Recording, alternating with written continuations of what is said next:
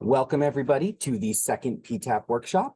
This one is on non-structural controls. We want to thank everybody for coming and for attending both this one and the last one.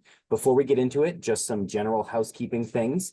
We want this workshop to be interactive, so please make sure if you have questions to let us know. You can put the questions in the chat, or you can raise your hand and we'll make sure we get to you. Our plan is to answer questions as we switch between subjects, so you won't have to say them all to the end.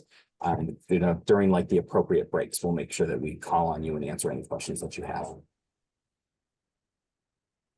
So again, welcome to the PTAP workshop. My name is Tom Swenson. I'm the NIPD's Education and Outreach Coordinator, and I assist New Hampshire's MS4 communities with meeting their permit requirements. Ted Deers, who is our Assistant Water Division Director, usually attends these meetings, and he has some sort of poster to kick off the meeting. He wasn't able to attend today, but he sent over this poster. So to keep the tradition going, we wanted to make sure we shared this with all of you. We also wanted to let everyone know that after the last version of the workshop, or the last session that we had, the new PTAP website is now up and running. It is located on the New Hampshire MS4 website. You can click this link, but if you also just go to the New Hampshire MS4 website and go under NH Resources and go down to Pollutant Tracking and Accounting Project, you can scroll down and you'll see the new PTAP website. This is now the official website. It used to be hosted on UNH's website, but now it's being posted here. There's a little bit of a description at the top about what PTAP is if you need some background information. And then there's a link down here to the PTAP database that you're going to see Jamie and Daniel from UNH working in today. So if you're looking to get to it, you can use this link. And then below here, we have a bunch of resources relating to PTAP. We have some instructions up here. And then down below, we have some other PTAP related resources, such as the user role levels and roles that Jamie's going to go over today. And then something that we really wanted to highlight is that we have the PTAP training recordings down here. So we do have the recording from the last workshop on June 27th that covered an introduction to PTAP and the structural controls. If you click that, you can watch that recording of the webinar. And so if you need to relearn anything or if you need a refresher, please feel free to do that. And then the recording of today's webinar along with the PowerPoints will be posted down here as well. I think that's everything. So as I mentioned, during this workshop, we're going to talk about non-structural controls. Last workshop, we talked about structural controls. So we're trying to cover both ends of the spectrum. I'm just going to pull up the chat really quickly to make sure I'm not missing anything. Perfect. All right. So before we jump into PTAP and what PTAP is, and before Jamie gives a quick refresher on how to get in there, I want to talk about the MS4 requirements. We heard from a few communities that there was a little bit of confusion on what actually needed to be done, depending on the type of impairment or TMDL that you have. So we wanted to take a second to go through it in detail, try to lay it all out and remove any confusion. So please ask questions during this. If you think something's unclear or if you want to clarify anything, just let us know. So as we've talked about before, all permittees can use PTAP to track their structural and non-structural B&P nutrient reductions. It doesn't matter what kind of impairment you have, be it a nitrogen impairment or a phosphorus TMDL, it doesn't matter. Or if you don't have an impairment, anyone can use PTAP. It's completely free, and it's a fantastic way to start to track your nutrient reductions. That being said, the permittees that have the following TMDLs or impairments are required to track nutrient reductions. And we are encouraging those that if you do not have a way to track nutrient reductions, if you don't have a separate system, to use PTAP. PTAP is approved by DES and UNH, who created it and funded it initially. EPA has given it a seal of approval. And the New Hampshire Stormwater Coalitions, be it both the NHLMV and the Seacoast, encourage those MS4 permittees that don't have a way to track to use PTAP. So those with phosphorus TMDLs, nitrogen impairments, and phosphorus impairments have to track their nutrient reductions in some capacity, be it with PTAP or another tracking service. And just a quick reminder, we're going to go through what the phosphorus TMDL requirements are, but in case you don't know, the following communities have phosphorus TMDLs.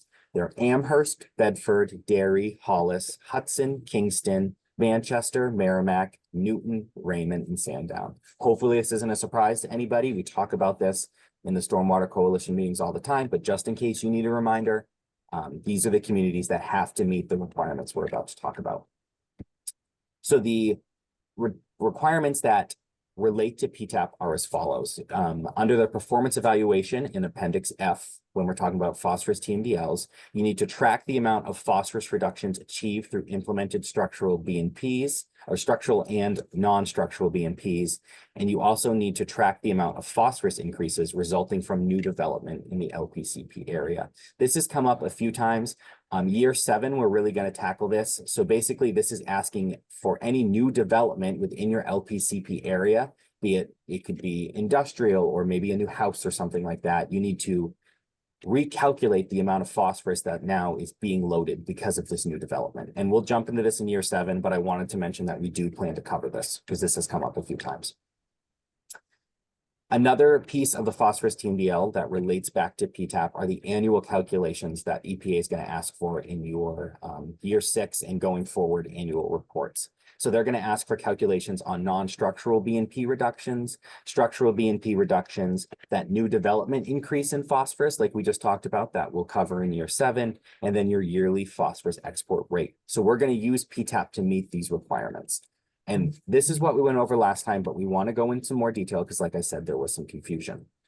So we tried to break this out in a manner that hopefully will alleviate some of this confusion that I keep talking about and also can be referenced in the future. So the main requirement that we're going to talk about today for those with phosphorus TMDLs are that you need to track the phosphorus reductions from your selected non-structural BNPs as outlined in the permittee's lake phosphorus control plans. So when you, as permittees that have phosphorus TMDLs, when you created your lake phosphorus control plan this year, you selected the non-structural BNPs that you intended to implement in your LPCP or lake phosphorus control plan area.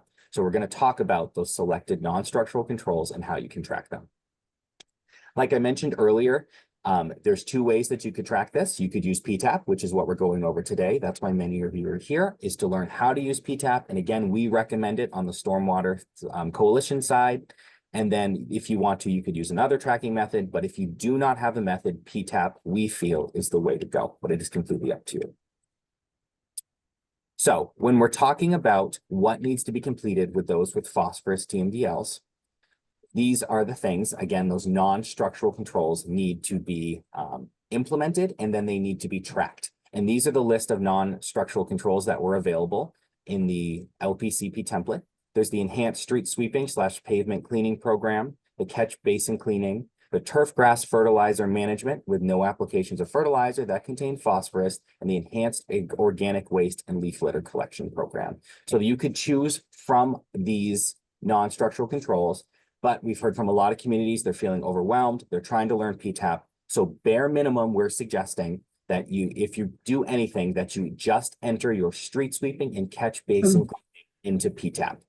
So if you don't have time to do anything else, that's the way to go. Everyone's already doing street sweeping and everyone's already doing catch basin cleaning. So you have this data. You already report it in your annual report each year. So we are suggesting you take this data and put it into the PTAP database at a minimum if you're just looking to meet those minimum requirements. We're looking at using PTAP and getting caught up into it as not like, it's not a race, it's a marathon. So there's going to be certain steps. We need to hit these mile marks, and we are hoping to slowly get everyone's information into there. We know it can be overwhelming. We've heard that it seems overwhelming. So we are just saying, at a bare minimum, enter your street sweeping and catch basin cleaning data for year 6. If time allows, feel free to add the other non-structural controls that you've implemented. Jamie will talk about those in a little bit. There's some caveats there. But if you want to get that information in, you can. But at the bare minimum, street sweeping and catch basin cleaning. It is important to note that if you are entering data into PTAP, we are asking that you do that by August 12th. So it leaves a little bit over a month. And the reason for this is because Jamie and Daniel from UNH need to run some of those magical calculations that I'm always talking about that I do not understand in the background to get that information to you so you can report it in your annual report. By getting this data in by August 12th, it allows them to run the magic in the background, get you your data so you can put it into your annual report. And then looking to the future for those with phosphorus TMDLs. For year 7 and then onwards, be it in the new version of the permit, or if we continue onwards in this current version for a little bit longer, whenever EPA releases the draft permit. If moving forward in year 7, you're going to want to start to enter additional implemented non-structural controls. Again, Jamie will cover that in a second.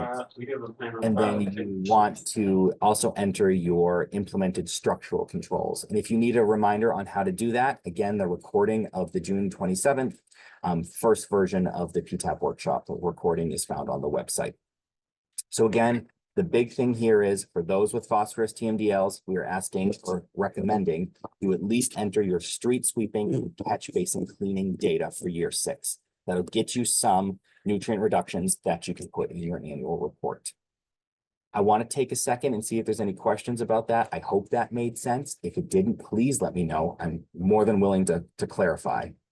Anyone have any questions? Feel free to speak up or put it in the chat or raise your hand.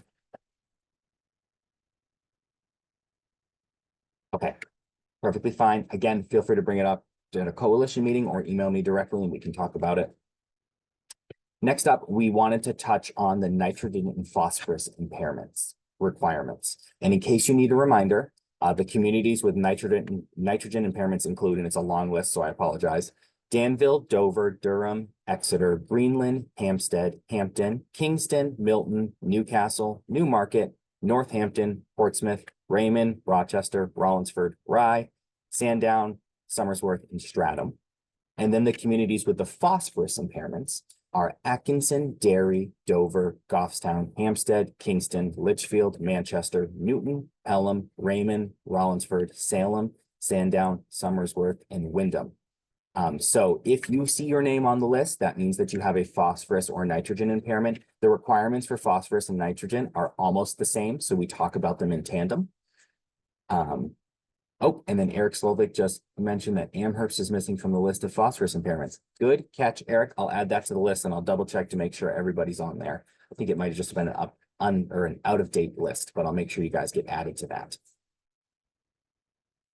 So we're just going to take a second to talk about what the nitrogen and phosphorus impairments are for those that have it. And the requirements, they're a little shorter and more straight to the point, are that any structural BMPs listed in attachment 3 to Appendix F installed in the regulated area by its permittee or its agents shall be tracked, and the permittee shall estimate the nitrogen and phosphorus removed by the BMP consistent with attachment 3 to Appendix F. The permittee shall document the BMP type, the total area treated by the BMP, the design storage volume of the BMP, and the estimated nitrogen/phosphorus removed in mass per year by the BMP in each annual report. So basically what they're saying is you need to track your nutrient reductions from the BMP that you installed with the certain data that they've listed below, and PTAP can do all of that. So again, the summary here for the requirements for year 6 is you're tracking your nitrogen and phosphorus reductions for your structural controls. Again, you can use PTAP or you can use another tracking system. We are suggesting you use PTAP. And bare minimum, what we're saying that you should do if you're just looking to do exactly what needs to be done for year 6 is to enter at least one implemented structural BMP into PTAP. So that shows EPA, hey, we installed our structural BMP that we were supposed to do for this year. And here are the nutrient reductions associated with that. So just install or just enter data on one implemented structural BMP. If you have additional time and you're feeling like you want to tackle PTAP and that you're feeling really good about it, you can also enter any additional structural controlled data that you have. If you've got more than one structural BMP installed in your nitrogen or phosphorus impaired watershed, you can enter that data as well. But again, we're saying at a bare minimum, enter one structural BMP information into PTAP. And again, the deadline to enter data into PTAP would be August 12th. And then the same thing kind of with the phosphorus TMDL requirements, looking forward to the future. Looking forward to what we're going to do after year 6 for year 7+. You want to start entering your additional implemented structural BMPs. Again, that workshop recording from last month is right there. And then enter the implemented non-structural control information that you have as well.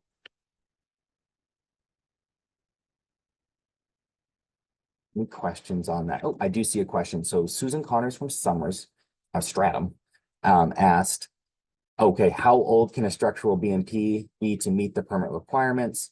And Jamie said the structural control should be 2010 or later. Any other questions for our nitrogen and phosphorus impaired communities? Okay, perfect. And then the last category for MS4 requirements are those communities without nutrient impairments or TMDLs. A lot of people have a nutrient impairment in some form, but there are a few communities that don't. So for those communities that do not have any sort of nutrient impairment or TMDL, you have no requirements for year 6 in terms of PTAP. You don't have to track any of your nutrient reductions. But what we're saying is the writing is on the wall, at least we feel, that EPA is going to be looking at nutrient reductions moving forward. We've seen that they're taking, a big interest in it, mostly looking at the LPCP requirements. It seems like that's something they're pushing. So we are suggesting that all MS4 permittees enter information into PTAP so you can start tracking these nutrient reductions. So that way in the future, if and when it becomes a requirement, that's a big if, but we feel that it will, you already have the information in there. So we're suggesting, if time allows, for those communities that do not have a nutrient impairment or TMDL, you could enter your non-structural controls into PTAP, and then you could also enter your structural controls into PTAP. You don't have to, but we're suggesting it. And then moving forward, like the rest of the permittees, we're suggesting that year 7 onwards, you do start to enter your implemented non-structural controls and your implemented structural controls. All right, that was the MS4 overview, and it was quick, and we can definitely talk about it more. We could talk about it at a coalition meeting as well, if you want me to go over this in more detail. But does anyone have any questions? Oh, so Megan O'Dwyer had a question. She said, can we enter a structural BMP that isn't necessarily our demonstration project? Yes, you can. 100% you can. Yep. Any other questions? All right, I'm going to pass it over to Jamie then, who's going to give a quick recap on how to get into PTAP and how to register.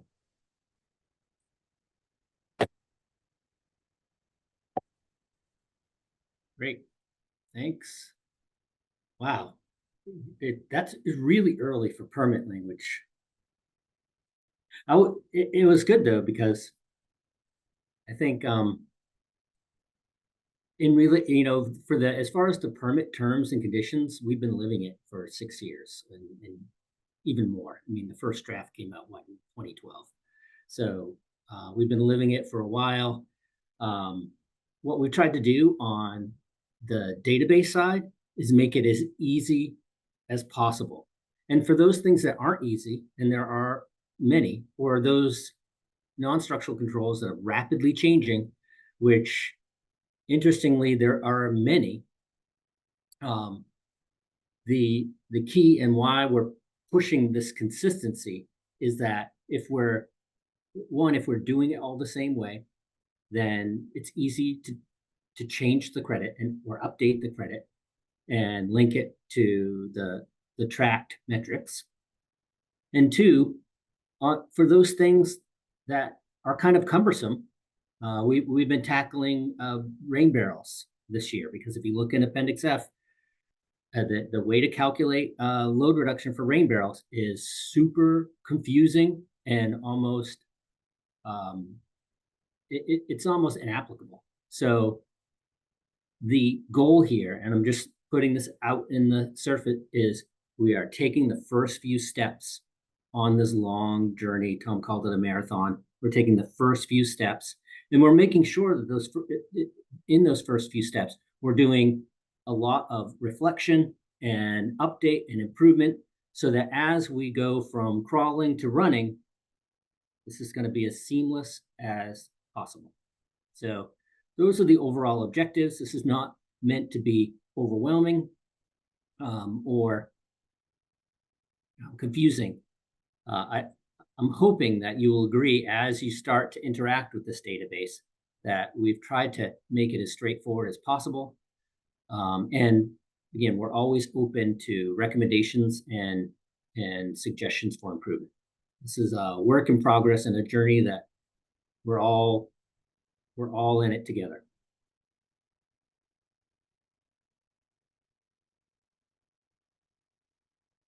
All right. So just very briefly, I'm going to reintroduce and make sure you know how to sign up. I saw a couple of signups just before this session, so that's great. And we're going to guide you through the non-structural controls. As Tom said, if you do nothing else, and for small communities, this might be all you need to do is the non-structural control side. Maybe you have 2 catch basins and you clean them, right? You have to clean them when they're 50% full. Well, we know that you're doing the work, but we're entering into this new kind of era of accountability where you want to be able to put the modest metrics associated with those activities into a place so that you can demonstrate that you're doing the work. And I think that's the big difference here. We all know that you're sweeping streets and you're cleaning catch basins, but the new journey is really getting that into into the accounting machinery so that you can demonstrate compliance. And that's really the new day is I think most importantly on the non-structural side. We're going to cover 2 of the most common non-structural controls, catch basin cleaning and street sweeping. But even here, things have changed. Things have changed in the last year. We expect them to continue to change. And, that's kind of the most exciting thing. I think they're changing for the better. So we're moving from modest, potentially unincentivizing credits for sweeping, and we're anticipating moving towards a much more incentivizing credit for doing these types of activities, which we know there's very little downside to. There's not a lot of downsides to clean streets and open conveyances, open and clean catch basins, clean streets, that aren't clogged with litter or leaf litter or debris. We know that our network as it exists today is functioning at its highest hydraulic capacity. So one more time, just to review the, I guess the permission levels.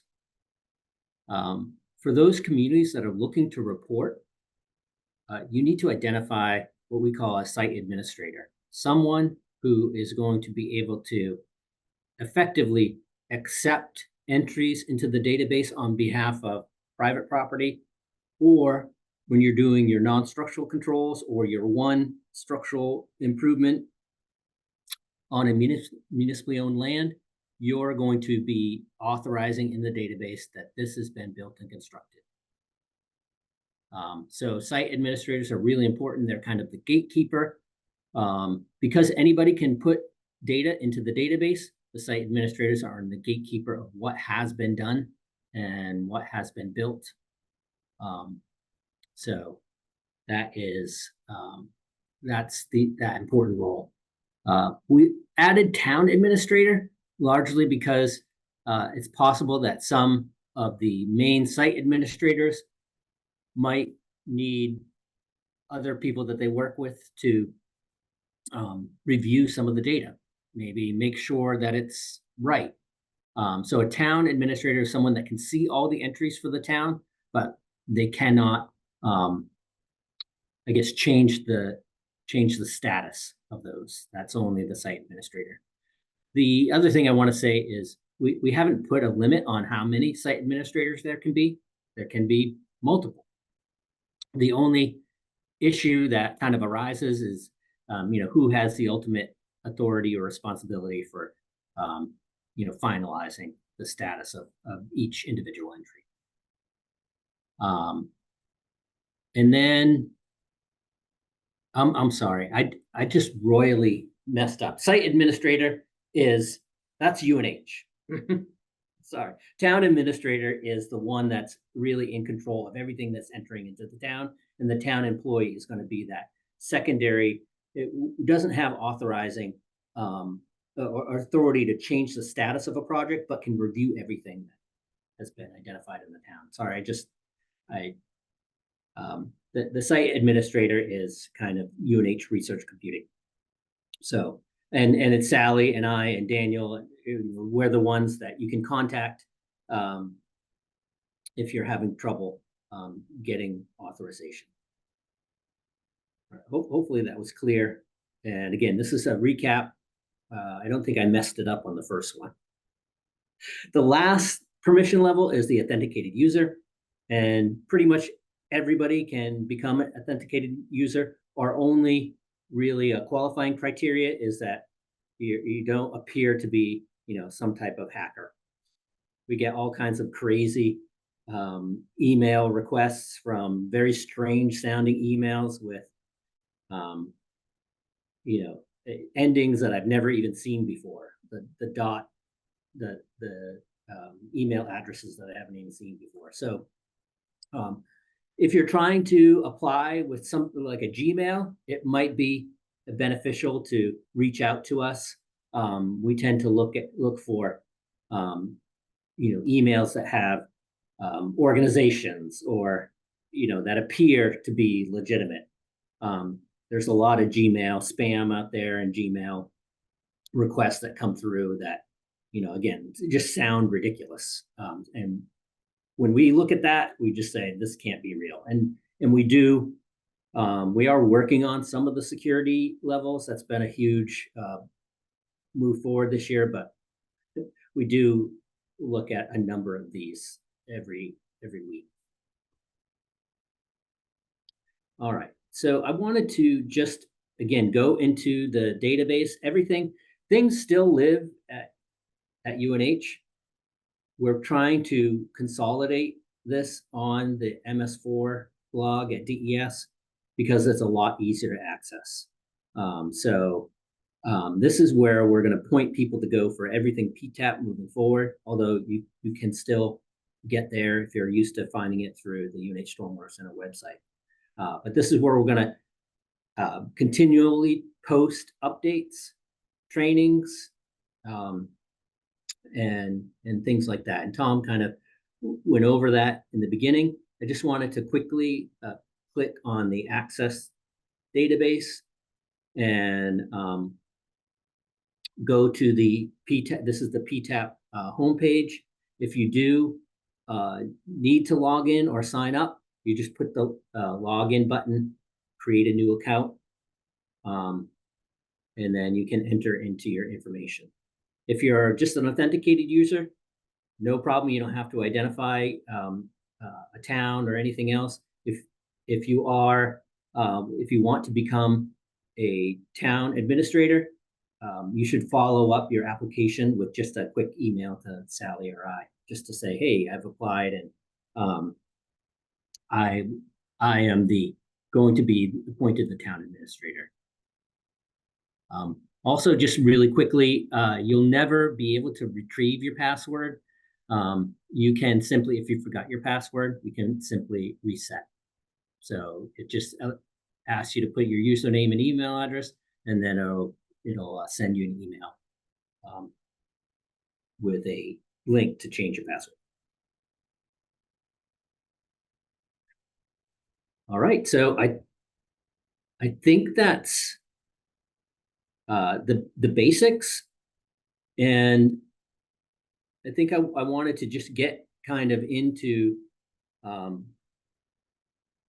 Can you see my screen, Tom? Can you see PTAP? Okay, I just had this feeling that sometimes when you switch screens, the sharing doesn't switch, but you're seeing PTAP. So we're going to talk about non-structural controls. Like last time, so if you have an account, first step is going to be add submission. That brings you into all the fields in the database. You're going to for any submission you do at the front end, we have red stars around things that need a name. So if I was going to put in, town sweeping, And I was going to put in my non-structural sweeping credits. I would want to name it and name it in a way that the town administrator or the person that's going to oversee this on the town side can say, okay, yeah, this is my sweeping program for 2024 or 2023, 2020. Everything else that doesn't have a star is optional. The star really links it to, again, the town, a location, and you'll see a land use type here. So the land use type is really important because that's how we calculate and generate a load. And we're doing all this, and we're doing all this in drop-down menus, so you don't have to kind of get dirty with the math. So everything, all the math is going to be calculated behind the scenes, but it's based on a lot of these drop-down menus and choices that you choose.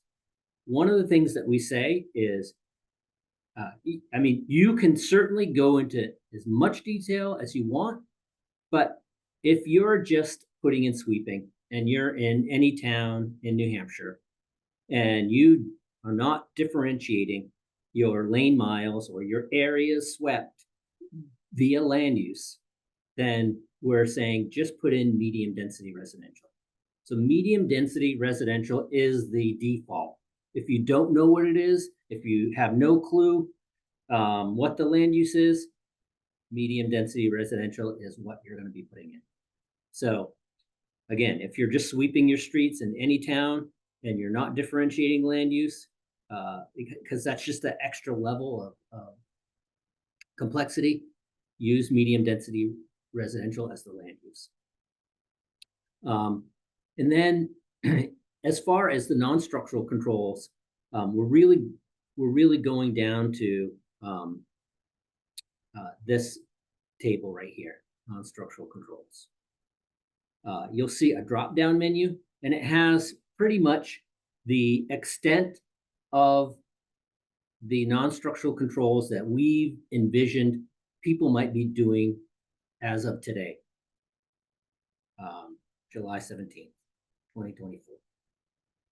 That does not mean it encapsulates the universe of non-structural control, and we're really interested in new and innovative ideas. So the one thing I will say is we focused on the credits around 2 of these non-structural controls. And again, that is not to say that we don't want your information about others.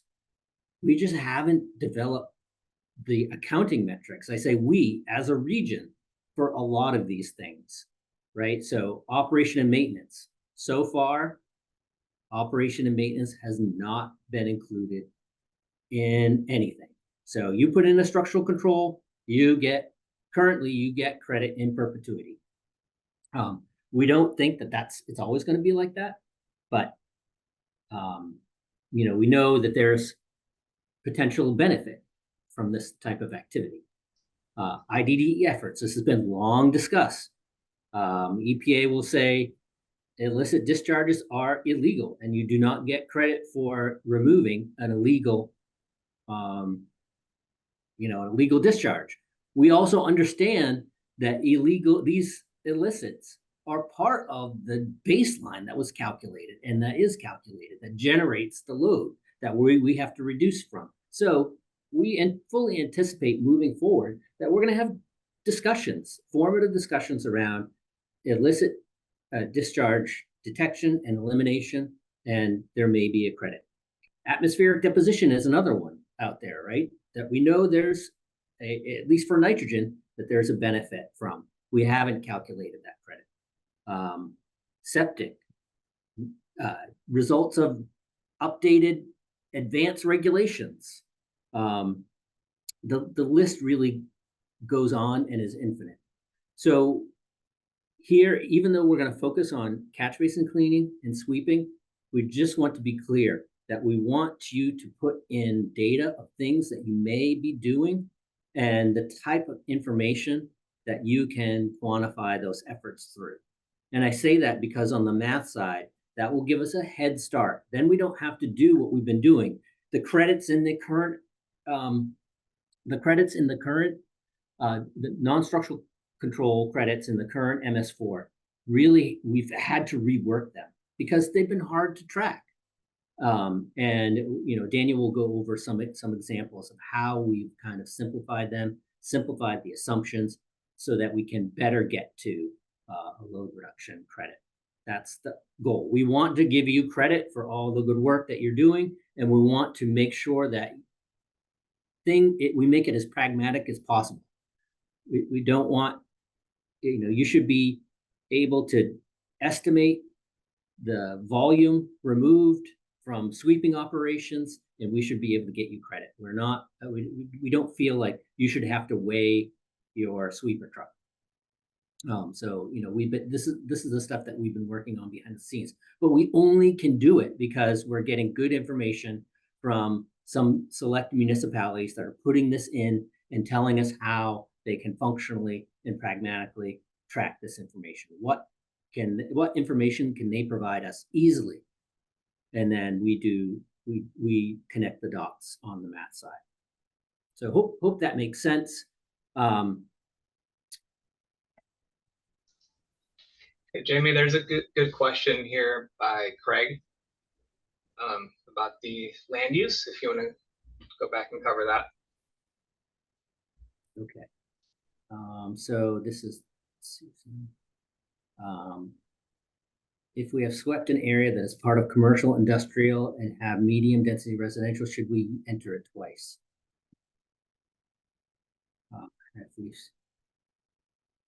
I guess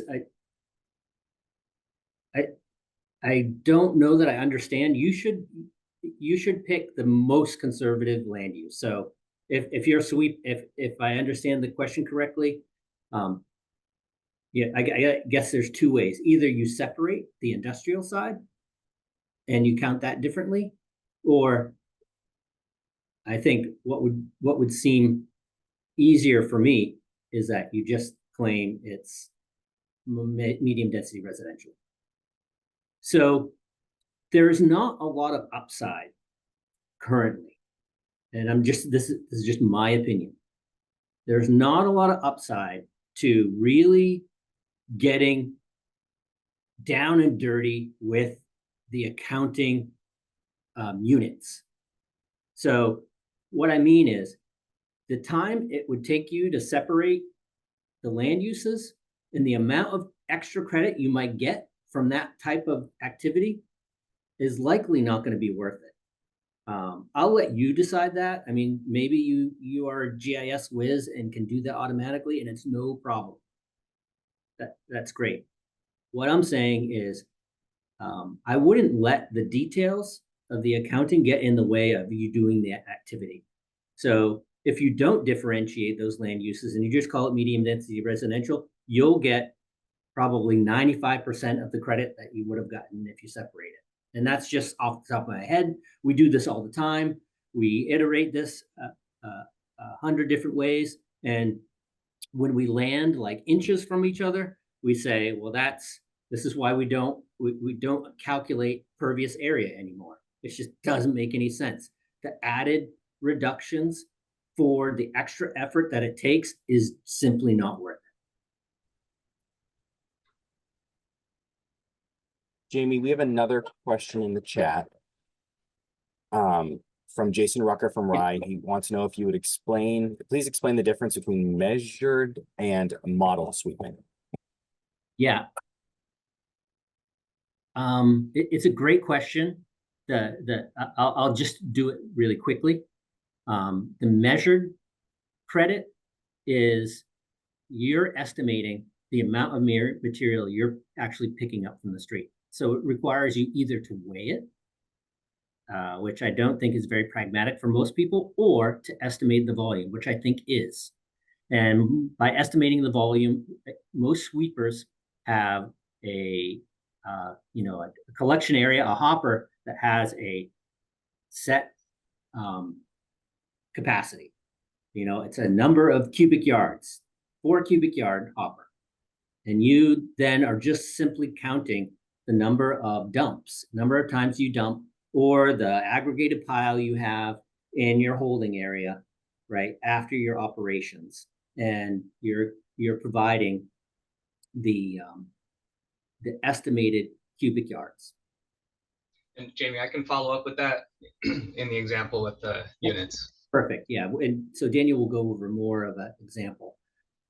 For me, though, we're really advocating for these measured over the model simply because, one, it's intuitive. If you pick it up, you get credit for it. And then two, at times it's a more order of magnitude more credit for the measured approach than it is for the model. You think about in the model, all we're doing is making broad averages across different land use types, and we're using lane miles, and we're estimating what you're picking up. We're not actually going out there. So if you have a really attuned expert team out there, they're making decisions that are very pragmatic around real-time information. You know when the leaves fall. We're abstracting that in the model. We're just, abstracting it across the whole entire season, and we're averaging it. If you have really attuned operators, they're going out there, they know when the streets are dirty, they're picking it up, and they're getting credit for what they remove. So it really incentivizes more of that human operation of picking organic material up off the street. That's not going to make it into the closed drainage network. That's going to maintain the hydraulic capacity of your closed drainage network, and it's going to mean less flooding and again, more just safer streets all around, cleaner, safer streets. So I really like the measured approach, and we're really hoping that makes it into the permit. But the modeled approach is simply an update from what currently exists in Appendix F. And that was very, very modest. So, we've updated the assumptions to make it more commensurate with the data that we're collecting in the field out there. And we're collecting the data around these operations, and we're actually measuring the amount of phosphorus and nitrogen being removed. And what we're saying to EPA is that the current credits, even on the modeling side, way underestimate the benefits of the activity. So at minimum, we want you to update the model so it's more reflective of what we know is the actual result of the activity. And by the way, there's all this emerging science that shows that the organic material or the levels of phosphorus don't evenly apply themselves on the streets over the various seasons. They are the loads are heavily dominated during 3 or 4 months of the year. That is fall, where organic material is depositing on the streets. And therefore, our credit should reflect that better science. So that was probably too much information. So I think I'm gonna for time, I'm gonna skip over this because I think Daniel, you're gonna cover this in the example. So I kind of want to just end there and hand it over to you so that we have time for questions. Great, thanks. And Dina just had a question. Do non-structural controls need to be entered every year in the PTAP? I'm going to answer it yes. It's a great question. And that's the only real downside. I suppose that if you're doing the same thing every year, then the answer is no. But my guess is you're not, right? And especially, so if you have like a set number of catch basins that you're cleaning every year, and you have a small area of street that you're sweeping, and there's no real variability, then the answer would be no. But I think predominantly what's going to happen is every year is going to be different, especially if you're using the measured approach. Some years are going to, we have like acorns up the wazoo, right? And you're going to have much more organic material that you're collected, and you're going to want to change that every year. So that's the one cumbersome part is, as the town administrator, you're going to have to go in every year just on the non-structural side, and then replace, either edit last year's submission with this year's information. That would probably be the easiest way to do it, or enter in the new information and then change the status of the 2023 efforts and update it with the 2024 efforts.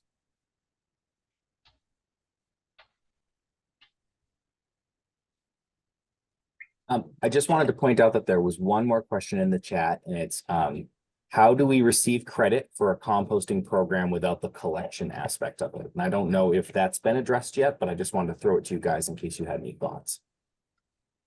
So when you say a composting program, this is a leaf collection program that you're doing, collecting leaves on the side of the road in bags or something.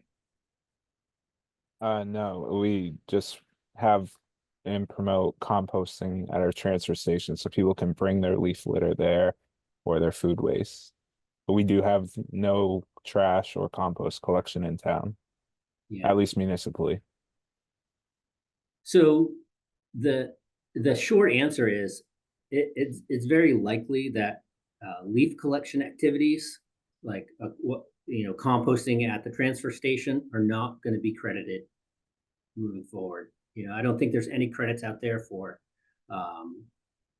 food waste, because again, the issue really is, of the leaves that are collected, what is entering into the closed drainage network and what is potentially leaching and entering into waters of the United States.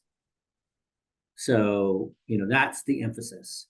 And I think where the credits are going, they're going in a great direction, but it's going to de-emphasize things like leaf collection program. Not that they don't work or that are, a great benefit, but on the stormwater side, we're not that worried about leaves falling on vegetated areas.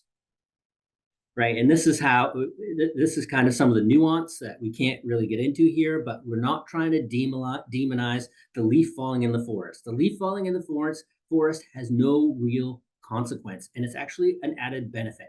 Thatching your lawn is a benefit. So doing these types of composting, mulching, or these operations on pervious areas is a net benefit that's going to reduce the amount of added nitrogen or phosphorus that you're going to have to add to these types of environments. That's not the problem. The problem is really focused on leaves falling on impervious cover. That's what we're sort of not demonizing, but wanting to control. So just to clarify, I believe what the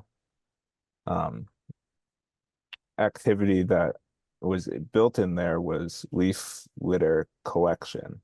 Yeah. So, are people getting credit for? I'm just confused what they're getting credit for. So in the current permit, there is a credit for enhanced leaf collection in the fall that includes collecting of bag leaves, and that they allow you to take, if you're doing the weekly sweeping, they allow you to take another 25% in the existing credit. What I'm saying is, moving forward, it's likely that that's going to change. So I don't think many people are taking credits on those types of leaf collection. And then moving forward, the emphasis is going to be on leaf collection through sweeping operations on streets. Thank you. So this is a great discussion. I'm going to move on to the example because we don't have too much time left. I want to be respectful of people's time. So if there's more in that discussion, we can definitely continue it after. So I'm going to share my screen. So just to start, to reiterate what we're asking for, what we're recommending is a minimum of tracking your catch basin cleaning and street sweeping activities, as Jamie's mentioned. And with that, to track at least one structural control. That can be a new installation or a retrofit. And then help us collect data. As Jamie said, we don't have all the metrics for all these non-structural controls. And by you entering what you're collecting, what data you're collecting, that helps us, gather all that information and turn that into credits down the road. So we're all growing in this credit journey together. So for the example, we're just going to do two quick examples for non-structural. It's going to be catch basin cleaning and street sweeping. So we're going to start with catch basin cleaning. There's 2 units that are acceptable. So the nice thing about, as you guys have been entering these units and comparing that to the to the permit, we're able to have some simple conversions to actually give you options for the units. So in the permit itself, it really only looks at impervious surface managed for all of the BMP, structural and non-structural. They want impervious surface managed. So how many acres are you managing? For catch basin cleanings, you know, that's typically not tracked. You're out with a Vector truck and you're just counting the number of catch basins cleaned. So with that, we went with an assumed catchment of 4,000 square feet per catch basin. So it's just a simple matter of counting your catch basins. If you have, you know, 10 catch basins that you cleaned, it's just 10 times 4,000 square feet, and that's your acres of impervious cover managed. So for example, real simple, it's just 30 catch basins were cleaned annually. And I'm going to jump to PTAP after this, just so I can show the next slide. So the next one's going to be modeled street sweeping. As we kind of talked about in this discussion, if you have the metrics for the measured street sweeping, and I'll show that when I jump into the PTAP, that's preferred. You actually get a bit more credit than the modeled. So if you can do the measured street sweeping, great. If you don't have all the metrics for that, you can do the modeled street sweeping and still get credit for it. So here's all the options available. First, you're going to pick your technology, you know, what kind of truck you have. It's likely going to be a mechanical broom, but you have the different options, the vacuum assisted, high efficiency regenerative air vac, which get slightly more credit. Frequency, that's just how often you're sweeping. So if you sweep once a month, so pick the top one. If you do it twice a year, obviously that's the spring and fall, and then weekly. With those, this can be a little bit confusing, so I do want to touch on it. There's also a field for months implemented. So if you select monthly, so that means you're sweeping every month. For months implemented, that's how many months of the year that monthly sweeping is happening. Daniel? So, yeah. We only see your PowerPoint. Yep, I'm only on the PowerPoint now. Thanks. Okay, just wanted to make sure. I thought maybe you were clicking something. My bad. I apologize. Yep. No, thanks. So the months implemented is just how many months of the year is that strategy being implemented. So, for example, the twice a year, you would actually put in months implemented 12. So you're saying for all 12 months are being implemented, but how often are you sweeping in those 12 months? Twice a year. Hope that makes sense. That trips up quite a few people. The last thing, which I already kind of covered, is the units. So you can either do the acres of impervious surface managed or lane mile swept. Again, for lane mile swept, we just have a conversion of the standard 12 foot width lane mile, and that's converted to acres. So again, you don't need to know what's behind that. You just put in the units that you have available. And for this example, we're going to keep it simple and just say 100 lane miles were swept with a broom sweeper in the spring and the fall. So this is going to be our selections for that example. We have a mechanical broom, swept twice a year, the 100 lane miles, and then months implemented will be 12, right? So we're actually implementing it for the whole year.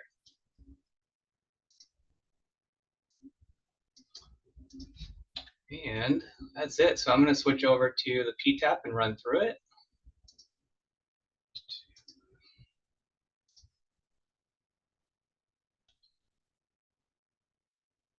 All right, so I'm starting on Google just to where you guys might start in case you don't remember the website. So NH MS4. And we'll click on the first link. It goes right to the MS4 resources page. And as Tom said, it's under NH resources, pollutant tracking and accounting project. Oh, there's a great workshop today. That's cool. Scroll down to the access the PTAP database, and that gets you into PTAP. So we'll log in. I already have my login. All right, so we're going to go to add submission. Project name, again, anything that is descriptive. Apparently mine already saved, so I have, just PTAP Workshop number 2 example. You can select any of your optional selections here if it's for a municipality, MS4, whatever applies to this project. For the interest of time, I'm just going to skip to the necessary fields. All of these are optional except for town and land use.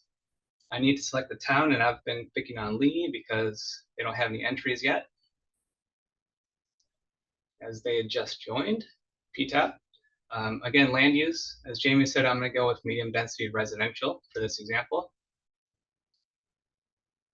And I'm going to go down to the non-structural for now. So I'm going to start with the catch basin cleaning. So I'll select that. As soon as I select it, the appropriate units pop up.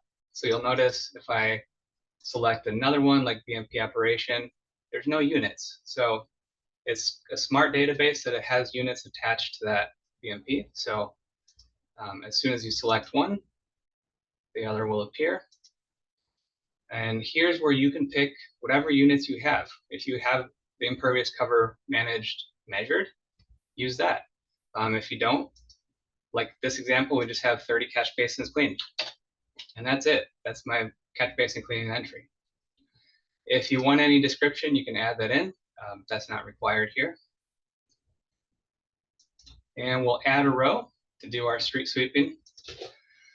So I'm just going to click on the measured right now just to show you the units.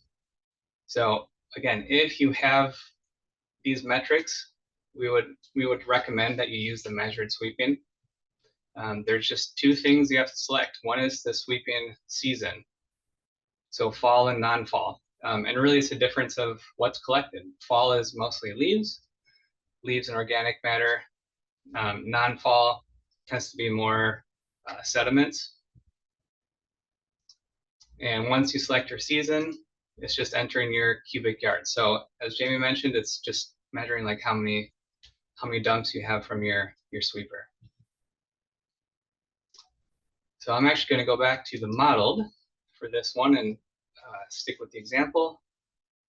So sweeper technology, we have the broom. Sweeper frequency, we're doing twice a year, spring and fall. And again, that's 12 months implemented, so we're going to do it twice a year for the whole year, which is really just 2 sweepings. And then again, we have to select our units. So same as before, we have our acres managed, also lane miles swept. So for this, I'm going to go with 100 lane miles swept. And that's it for the non-structural. Just to re-emphasize, if I'm going to pick on pet waste program, you notice when I click on that, there's no units. That's because there's currently no standardized units for pet waste pickup program. So if you start entering data into the pet waste program into the database, if you just put a number that's not, you're not going to get credit for it, and 2, that doesn't help us come up with credits. So if you have an entry like this that doesn't have units, make sure to add something in the description. So instead of 3, is that 3 doggy bags per week, 3 informational pamphlets sent out, or is it 3 trash collection stations? That would be great, like 3 stations were installed. So something like that will help us gather all that information and turn it into credits in the future. And to follow up this from last time, again, we're recommending 1 structural BMP and hopefully 2 non-structural, your catch basin cleaning and street sweeping. So I'm going to enter in the same. I'm just going to fly through this because it was covered in the last workshop where we had a bioretention system installed, and I think it was 0.01 acres managed. That was already covered last workshop, so I'm just going to put this in real quick. So that quickly, we have a structural BMP, our bioretention, treating 4 acres of impervious cover, 30 catch basins cleaned, 100 lane miles swept, and 3 stations installed for pet waste pickup program. And I'm going to save my entry. Make sure when you save it, you get that green bar at the top that says it's successfully saved.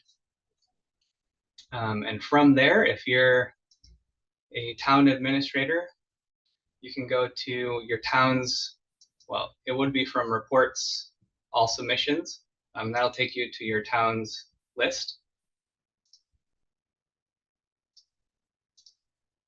So you'll see the entry that I just put in. You can just filter for your town and any approval status. If you're a town administrator, make sure that you go in and review these entries and change the status to constructed and approved. If it's not constructed and approved, you won't get credit for it. And how you do that is selecting the little drop caret and edit submission. It brings you up to the same form that you just saw me entered in. But now there's at the very bottom approval status, and here's where you can change the approval status. If the project's on hold, if it's rejected by the administrator because it wasn't a good entry for some reason, if it's approved but not yet implemented, that's the submission approved. And then lastly, approved and constructed. So once you save that, again, it'll tell you it's saved. And now if I go back, you'll see approval status is approved and constructed. So now that will get credit running it through the EPA BAT tool. So I'm going to flip back, and I'm seeing a lot of chats coming in. Hopefully Jamie and Tom are keeping up with that. And I just have the last slide I wanted to show is the credits. This one. So from that example that I just put in, you'll get a BAT report, and this is ready to submit in your submission package to the EPA. So this is page 1 of the BAT report. These are the 2 entries that I just put in for structural and non-structural BMPs. So you'll see all the basic information at the top for your town. Then you have a summary credit table here for structural, non-structural, and land use conversion. So you'll see the structural, you get 3 pounds of phosphorus, 16 pounds of nitrogen, and then 1,400 pounds of sediment removed annually. And then the non-structural, which combines your catch basin cleanings and sweeping, which I just put in into PTAP, you get about 3 pounds of phosphorus and 23 pounds of nitrogen. So that's your summary table. The next page as well has a breakdown. Yes, little circle. It actually has a breakdown of all of the entries, all of the projects that you have entered. So here you can look at the individual projects if you want to break it down more and double check them or see how much credit you're getting for each. So here you see the bioretention with all the credits, and as well the catch basin cleaning and sweeping. So that's all I have for you. So just, in a couple of minutes, we submitted the structural BMP, 30 catch basins, 100 lane miles of sweeping, and we get our credit from the EPA accepted BAT tool, and that's ready to submit to the EPA. And I think that's all I have. I was trying to go quick, so hopefully you guys caught that. If you can always go back and look at the video.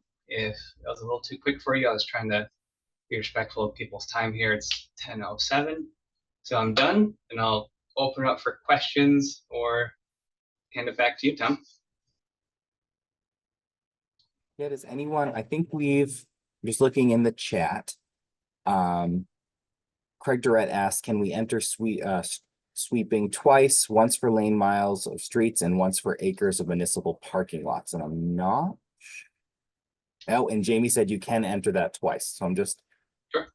Yeah, you're not double counting. You're just accounting for those two different operations differently. So that's perfectly fine. And we have a question. Yep, you go, Jamie. Other question was around the real difference between the model is, as I tried to explain, we are kind of taking an annual load and we're distributing it mathematically across the 12 months, right? So we're not differentiating season. That's really the science is pointing towards the need for a measured approach because the operations associated with sweeping are so different between fall and non-fall. So that's where that is iterated. On the modeled side, we don't have the ability to really do that yet. So, we're just saying, here's the annual load. It's averaged across every season. And so you're picking the frequency of your sweeping operations, which again is kind of limited because realistically, we don't see an added benefit for sweeping weekly in the summer, right? Because you're not really picking that much up. We see a huge benefit from sweeping weekly in the fall and then maybe weekly in the spring. But weekly year round is not really, the science doesn't show that it's as effective or necessary. It's a limitation of the model. So you just put in the best metrics in the model that represent your activities and you move forward with that.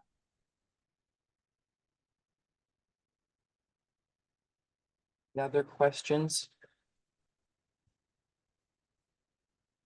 All right, I do want to clarify one thing. Earlier we said the question was asked when the BNP had to be installed for our nitrogen and phosphorus impaired communities, the BNP that you have to install this year during year 6. How old can it be? And we said 2010, but it's actually 2018 when the permit began. So any BNP that you're installing that you're looking to take credit for under Appendix H for the installation of one BNP in your phosphorus or nitrogen impaired water body, it has to be 2018 or after. I put that in the chat, but I just wanted to clarify that as well. And I also want to state too, Daniel, thank you for showing the PTAP report that you showed, because that information, like Daniel showed, you're going to take that and put that directly in your annual report. Like it even like where it says structural and non-structural, you're going to take that information and put it directly into the report. We've seen EPA's version of the annual report, and we are creating our version of the annual report to make sure that they match well. So that way you can look at the PTAP report and put that information in to make it as simple as possible. All right. We hope this made sense to everybody, and we know we've gone over on time as well, but wanted to do one more reminder and thank you for bearing with us. I hope with everyone staying that you're taking a lot from this and that these questions are answering questions you might have. Maybe everyone's having the same questions here. But wanted to mention too that if you have not made an account yet in PTAP, please do so soon. The sooner the better. So that way you can get in there and you can start using PTAP. And also email, I'm going to steal the screen for 10 seconds. Email Jamie Hool or Sally Sewell. Hang on one sec. Just got to get my PowerPoint back up. Computer issues today. So email Jamie Hool or Sally Sewell. I'm going to show you their contact information now. All the way through this. Come on, computer. Wow, my computer was freaking out. Sorry, guys. Their contact for information is right here. I'll send out an email after this to both coalitions to give them this contact information. Email Sally or Jamie to let them know who you want your site administrator to be, or your PTAP administrator. So that way there's someone there, and I think that's the right terminology. Correct me if I'm wrong, Jamie. But that's the person that can approve the non-structural and structural BNPs that you're putting in, because you want to make sure those are approved just like Daniel just showed. So that way they're officially in the system and you get them in your your PTAP annual report. So please let them know. Yep. Yeah, Tom, it's Sally. I'll be super quick. So yeah, just for folks out there, when you sign up for an account, PTAP sends us an email account request. And then Jamie or I or Daniel will go in and approve it. And as Tom mentioned earlier, we get a lot of spam requests. And so sometimes it's hard to know if someone's spam or if they're not spam. And you know, Jamie, Daniel, and I maybe don't know a lot of you folks. So it would be super helpful for us if you could also send us an email that states what kind of user level you want to have assigned to your account. And those user levels are somewhat sensitive because they enable folks to have different levels of access to your data. So we want to make sure that we sign the correct user level to the person who's applying for an account. And we also just need to check to make sure you're spam.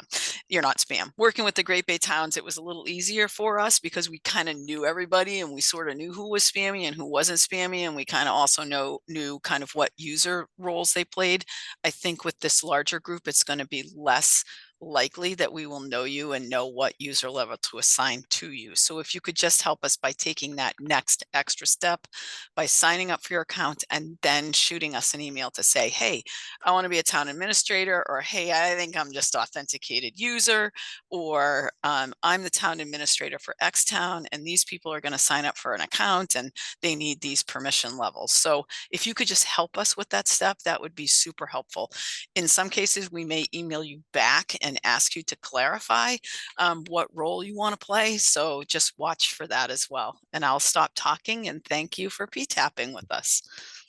Thank you, Sally. And I'll send out an email. It'll probably be Monday because I'm off for a little bit for the rest of the week, but I will send it out Monday with the information on where to sign up and then Jamie and Sally's contact information. So you can email them directly and say, hey, I just signed up. I'm Bob from whatever community, and I want to be the PTAP administrator. So that way you know exactly who to contact and you can do it right after you signed up. All right, any other additional questions? We thank you for bearing with us and going over on time, but I hope you're getting a lot from this. But any other outstanding questions? Okay, we've gone over on time, so we're going to let you go. But the PowerPoint and this recording will be up very, very soon. And again, feel free to watch it to learn more, and all of the recommended requirements, the minimum requirements will be in the PowerPoint that we're gonna post. So if you're still confused on what you need to get done, look at the PowerPoint and that information will be in there for you. Well, thank you everybody for attending. And again, feel free to reach out if you have any other questions. You can reach out to me or Jamie or Sally and whoever, and we'll get you to the right person, basically. But thank you again. And for those in the Seacoast, we'll actually see you at the coalition meeting later on today. Thank you, everybody.